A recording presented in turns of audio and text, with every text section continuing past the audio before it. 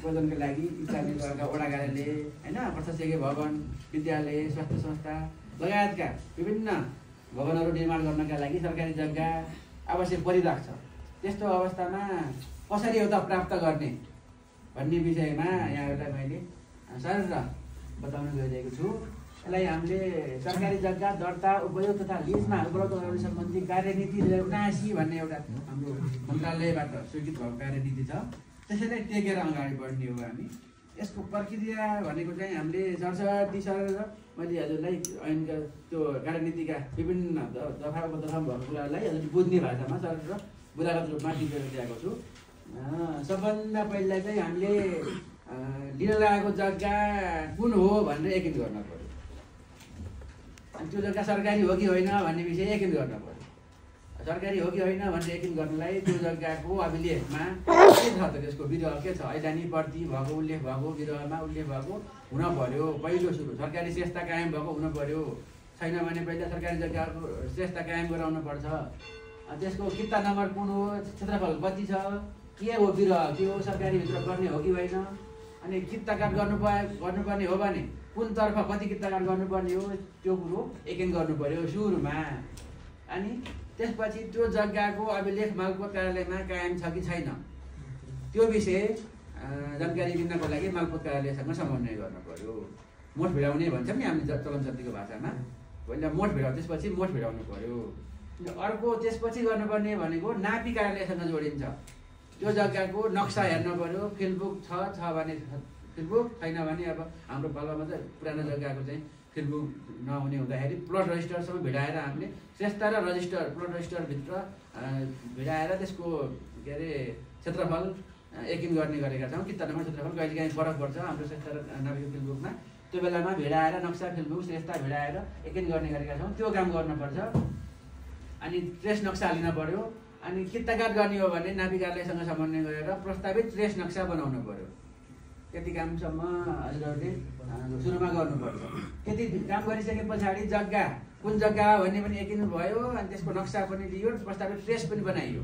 अनि के गर्ने भन्दा स्थानीय तहको कार्यपालिकाबाट स्पष्ट रूपमा निर्णय गर्ने। कुन प्रयोजनका लागि लिन खोजेको हो, कुन जग्गा लिन खोजेको हो, सबै कुरा खुलाएर निर्णय गर्ने, कार्यपालिकाबाट निर्णय गर्ने। अनि हामीलाई यो लिज कार्यनीतिले के भन्छ भन्दा अन्य निकायको हकमा आफ्ना केन्द्रीय निकाय छ। हामी स्थानीय तहसँग विशेष भएर केन्द्रित भएर काम कुरा गर्दै गरेको हुँदाखेरि स्थानीय तहको हकमा सङ्घीय मामिला तथा सामान्य प्रशासन मन्त्रालयको सिफारिस राख्नुपर्छ। त्यो सरकारी जग्गा उपयोगमा लिनुभन्दा अगाडि केन्द्रीय निकायको सिफारिस भनेको छ, त्यो सङ्घीय मामिला मन्त्रालयको सिफारिस बन्छ। अनि यति सबै कागजपत्र भइसके पछाडि एउटा पत्र बनाएर कार्यपालिकाबाट मालपोत कार्यालयसम्म चाहिँ सबै कागजातहरूको फाइल पेश गर्नु पर्यो। अनि त्यसरी फाइल पेश भइसके पछाडि अनि मालपोत कार्यालयले के गर्छ भन्दा जिल्ला प्रशासन कार्यालय अनि सम्बन्धित स्थानीय तह अनि नापी कार्यालय लगायतको प्रतिनिधिहरूलाई राखेर त्यो जग्गामा फिल्डमा भिजिट गरेर स्थलगत सर्जनी मुजुल्का गर्छ। त्यो बेलामा चाहिँ त्यहाँका सर्वसाधारणहरूलाई त्यो जग्गा हामीले जुन प्रयोजनको लागि लिनु खोजेका छौँ त्यो प्रयोजनको लागि दिँदाखेरि त्यहाँको जनताको धारणा के छ त, उहाँहरूको सहमति छ कि असहमति छ कि अरू कुनै कामको लागि छुट्याएर राखेको जग्गा हो होइन, त्यो कुरो सबै कुरा खोलेर स्थानीय त्यहाँका भद्रभलात्मीहरूको सर्जनी मुजुल्का गराउँछौँ हामीले। त्यसमा चाहिँ त्यो जग्गा हामीले प्राप्त गर्दाखेरि भोलि त्यसको त्यहाँको स्थानीय स्तरको के अरे सुनिश्चितता, जग्गा संरक्षण हुने सुनिश्चितता छ कि छैन, अनि त्यहाँको ऐतिहासिक वातावरणीय धार्मिक मौलिकतामा असर पर्छ कि पर्दैन, सबै कुराहरूलाई खोलेर स्थानीय व्यक्तिहरूको राय सहमति लिएर मात्रै हामीले प्रक्रिया अगाडि बढाउँछौँ। त्यति भइसके पछाडि अनि अर्को कुरा जग्गा लिने निकायले अथवा हाम्रो स्थानीय तहले जुन उद्देश्यको लागि जग्गा लिन खोजेको हो त्यसको कार्ययोजना एउटा बनाएर पेश गर्नुपर्छ।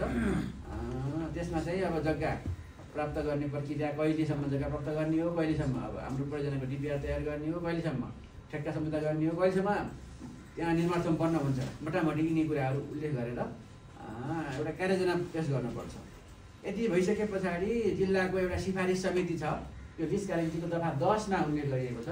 त्यो सिफारिस समिति हाम्रो प्रमुख जिल्ला अधिकारीज्यूको संयोजकत्वमा छ त्यो समिति समक्ष हामीले प्रस्ताव पेश गर्छौँ मालपोत कार्यालय मार्फत। त्यसमा चाहिँ जिल्ला समन्वय अधिकारी अनि त्यसपछि डिभिजन वन अधिकृत अनि कोलोनी निकाय प्रमुख अनि नापी र मालपोत यति सदस्यता रहेको समितिमा। त्यो समितिले आवश्यक जाँचबुझ गर्छ, स्थलगत निरीक्षण गर्नुपर्ने भए गर्छ, अनि अन्य कुरा बुझ्नुपर्ने भए बुझ्छ र सबै कुरा बुझिसके पछाडि उपयुक्त लाग्यो भने चाहिँ उसले सिफारिस गरिदिन्छ। त्यो सिफारिस गरिदिएको निर्णय समेत हामीले मालपोत कार्यालयबाट राखेर अनि कार्यालयले पनि अहिलेसम्मका हाम्रो बाट छानबिनबाट प्राप्त भएको नतिजालाई उल्लेख गरेर रायसहित उपयुक्त छ भन्ने राय पेश गरेर अनि हाम्रो भूमि व्यवस्थापन अभिलेख विभाग समक्ष फाइल पेश हुन्छ र त्यहाँबाट पनि विभागले पनि आवश्यक ठान्यो भने उसले पनि स्थलगत रूपमा हेर्छ र नभए उतैबाट मन्त्रालयमा भूमि व्यवस्था सरकार तथा गैर विभाग मन्त्रालयमा पेश हुन्छ र स्थानीय तह अन्तर्गतको हकमा चाहिँ मन्त्रालयले टुङ्गाउन सक्दैन, यो क्याबिनेटमा पेश हुनुपर्छ।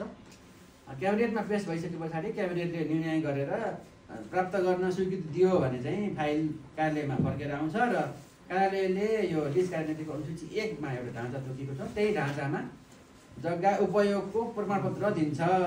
त्यो नै हाम्रो जग्गा धनी प्रमाण पूर्जा सरह मान्न पर्यो त्यसलाई। त्यति भएपछि पालिकाको स्वामित्वमा जग्गा आयो, उपयोगमा आयो। अब त्यसमा हामीले योजना सञ्चालन परिस्थिति अगाडि बढाउन सक्छौँ।